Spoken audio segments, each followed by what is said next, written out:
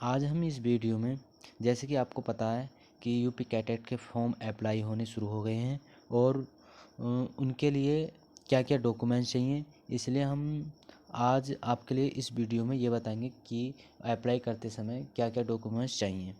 तो हम वीडियो शुरू करते हैं। ऑनलाइन आवेदन करने की पद्धति। तो मतलब आवेदन ऑनलाइन करने की जो पद्धति है वो ऑनलाइन आवेदन कैसे करें, मतलब हाउ टू अप्लाई ऑनलाइन। इसके लिए आवेदन करने से पहले इसे पूरी सावधानीपूर्वक और ध्यानपूर्वक पढ़ लेना चाहिए। तो पढ़ने के लिए इसे सावधानीपूर्वक पढ़ें। तो इसमें नंबर एक स्टेप है कि जो अप्लाई करने से पहले इसे भली भांति पढ़ लें और समझ भी लें, क्योंकि अगर आप अप्लाई करते हो तो अगर इसमें कोई त्रुटि होती है तो उसके जिम्मेवार तुम खुद होते हो, इसलिए इसके लिए ध्यानपूर्वक पढ़ें। तो नंबर दो, ऑनलाइन भरने से पहले अभ्यर्थी के पास एक मोबाइल नंबर और एक ईमेल आईडी होना आवश्यक है। मतलब फ़ोन नंबर ऐसा होना चाहिए जो कभी बंद नहीं हो, और ईमेल आईडी एक ऐसी होनी चाहिए, अपनी एक पर्सनल ईमेल आईडी होनी चाहिए, एक पर्सनल फ़ोन नंबर होना चाहिए। और जब आप सेवर काइफर के यहाँ पर जाते हैं अप्लाई करवाने, तो वहाँ पर कुछ सेवर काइफर वाले जो होते हैं वो अपना ही फ़ोन नंबर और अपनी ही जीमेल डालते हैं, तो डाल देते हैं। अब कोई ऐसी मिस्टेक ना करें, क्योंकि वो अपना ही फ़ोन नंबर और ईमेल डालें, क्योंकि ज़्यादातर जो कैपेसर होते हैं कुछ कर देते हैं। और इसलिए ही मैं आपको बता रहा हूँ कि जो ईमेल आईडी और फ़ोन नंबर डालें अपना ही डालें।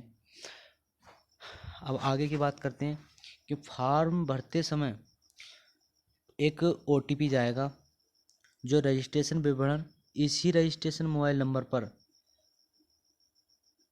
आएगा। और रजिस्ट्रेशन मोबाइल नंबर को काउंसलिंग प्रवेश पूरा होने तक अपने पास ही सुरक्षित रखें, और प्रवेश परीक्षा काउंसलिंग से संबंधित सारी सूचनाएं इसी मोबाइल नंबर पर भेजी जाएंगी। तो इसीलिए मैं आपसे कह रहा हूँ कि मोबाइल नंबर पर्सनल होना चाहिए और ईमेल आईडी भी।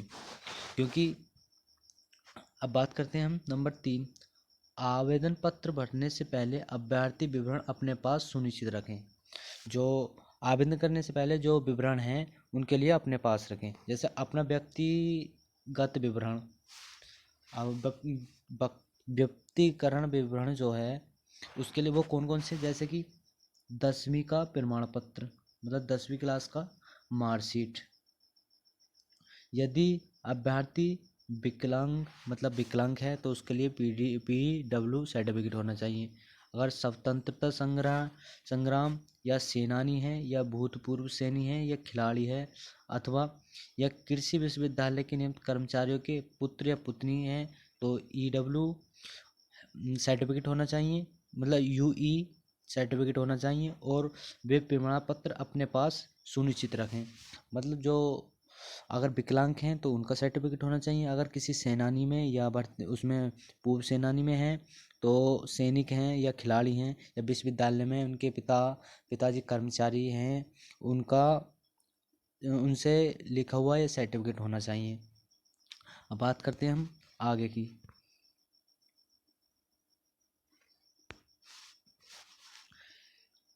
यदि अभ्यर्थी खिलाड़ी हैं तो खेल प्रमाण पत्र आवश्यक अपलोड करें।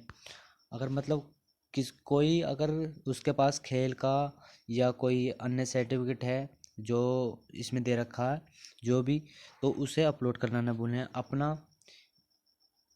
अंतर्गत नहीं लिया जाएगा, न ही 2% स्पोर्ट्स बेट्स का लाभ दिया जाएगा। नंबर 3 की बात करते हैं, अभ्यर्थी अपना फ़ोटो अपलोड करें उसके लिए 40 KB में होना चाहिए, और हस्ताक्षर भी 40 KB में, और दाहिना हाथ के तर्जनी उंगली मतलब उंगली का फिंगर वो भी 40 KB में। उक्त प्रमाण पत्र 200 KB में JPG में, और गारमेंट्स में स्कैन करके पेन ड्राइव अथवा कंप्यूटर से सुरक्षित रखें। मतलब जो साइबर कैफर वाला जो है वो खुद ही इस काम को कर देगा, आपको कोई टेंशन लेने की ज़रूरत नहीं है। अब बात करते हैं हम इसके फ़ोटो की, मतलब फ़ोटो जो होना चाहिए आपका वो ज़्यादा पुराना नहीं होना चाहिए। जैसे फ़ोटो दिनांक 31 जनवरी 2022 से पहले का नहीं होना चाहिए। फ़ोटो पर अभ्यर्थी का नाम और आधार नंबर एवं फ़ोटो दिनांक अंकित होना चाहिए।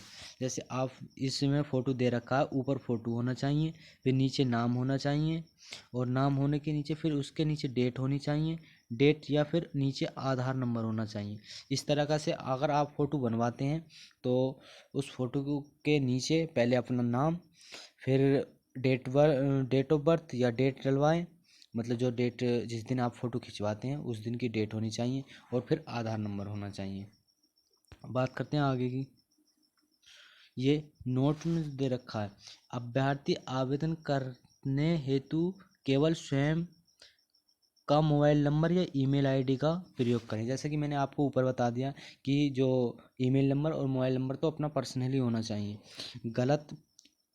गलत मोबाइल नंबर अथवा ईमेल आईडी के होने के कारण यदि अभ्यर्थी को कोई सूचित नहीं प्राप्त होता तो इसके लिए परीक्षा निकाय की जिम्मेदारी नहीं होगी। जैसे कि मैंने बता दिया आपको ऊपर ही कि अगर आप इसमें गलती डाल देते हैं या किसी और का डाल देते हैं तो अगर आपको सूचना नहीं मिल पाती तो उसके जिम्मेवार आप खुद होंगे।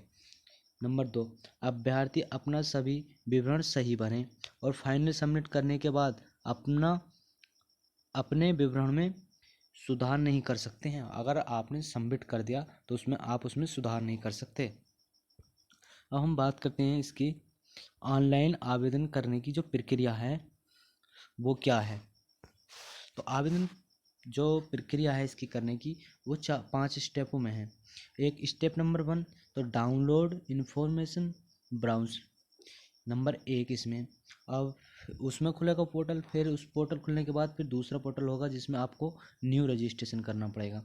और फिर नंबर 3, उसमें लॉगिन करके आपको उसमें जो डॉक्यूमेंट्स डिटेल्स है, डॉक्यूमेंट अपलोड है, जो आपकी इंफॉर्मेशन है, बेसिक इंफॉर्मेशन, मतलब आपकी डिस्ट्रिक्ट, ज़िला, आपका गांव, मतलब आप कौन से शहर से हैं, वो सारी चीज़ें आई हैं।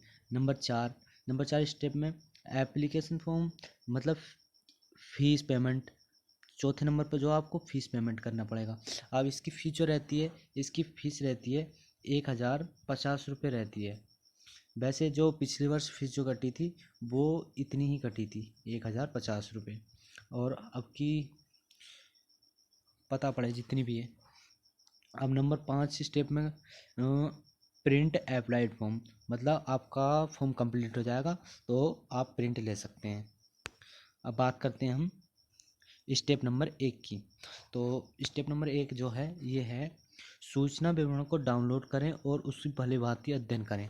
मतलब जो हम आपको बता रहे हैं ये हमारे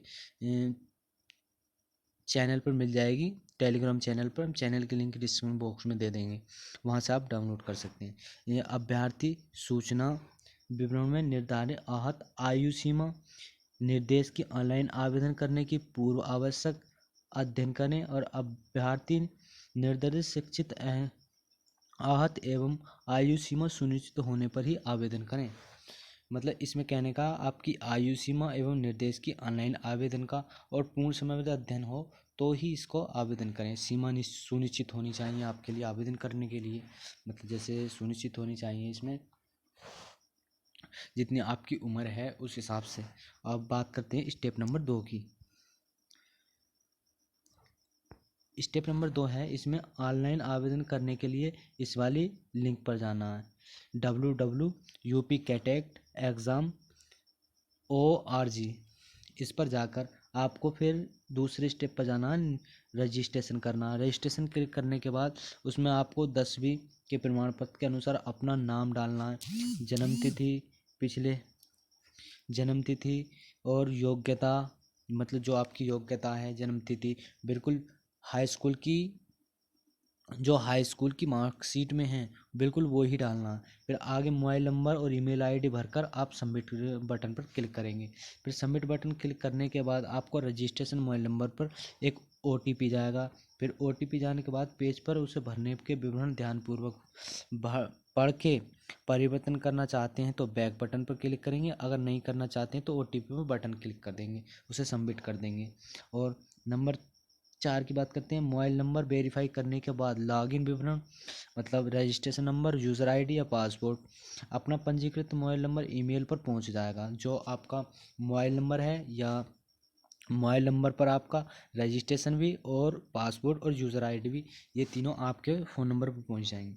नंबर 5, 5वीं स्टेप जो अभ्यर्थी अपना लॉगिन विवरण सुरक्षित रखें तथा अन्य के साथ साझा न करें। मतलब अपना पर्सनली रखें, किसी को बताएं नहीं। और अभ्यर्थी लॉगिन कर अपना पासवर्ड बदल सकते हैं। अगर आपको पासवर्ड बदलना है तो आप पासवर्ड भी बदल सकते हैं। अब स्टेप नंबर बात करते हैं 3 की। स्टेप नंबर 3 है न्यू रजिस्ट्रेशन की प्रक्रिया पूर्ण होने के उपरांत आवेदन करने हेतु लॉगिन करना होगा। उसे लॉगिन करेंगे। लॉगिन करने के बाद अपना रजिस्ट्रेशन नंबर एवं पासवर्ड भरकर लॉगिन करेंगे।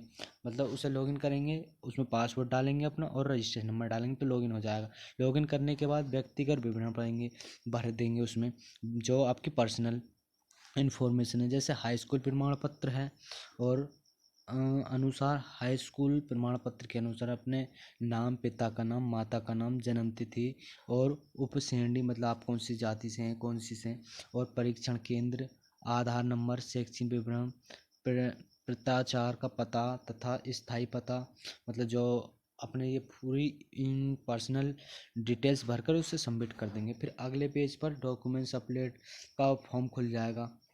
ये प्रक्रिया करने के बाद फिर अगला जो खुलेगा वो डॉक्यूमेंट्स अपलोड के लिए खुल जाएगा।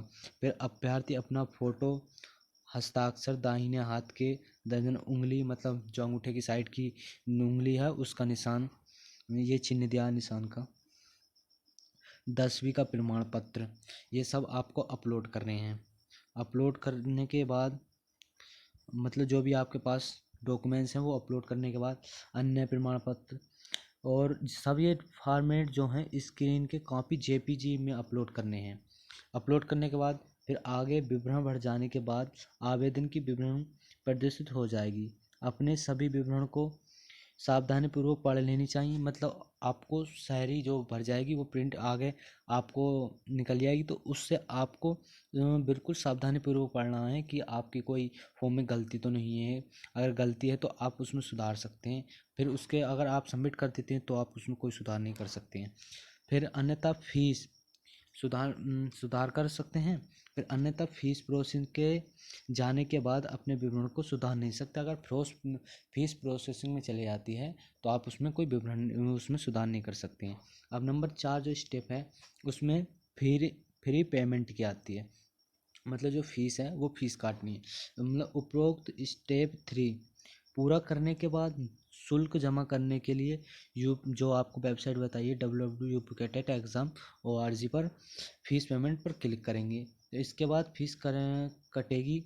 यूपी कैटेट 2022 चुनकर अपना रजिस्ट्रेशन नंबर डालकर और पासवर्ड अंकित कर कर सबमिट कर देंगे। आप इसमें फ़ीस जो है डेबिट कार्ड से भी काट सकते हैं, बैंक ऑनलाइन से भी काट सकते हैं, मास्टर कार्ड से भी काट सकते हैं। आप फीस किसी से भी काट सकते हैं और उसमें नीचे आप ऑप्शन आ जाते हैं फीस काटने के लिए, जिससे भी आप काटना चाहते हैं। और इसके बाद द्वारा दिया गए सूचक विवरण खुल जाएंगे और विवरण का मिलान करने के बाद फीस जमा करने के लिए सबमिट करें।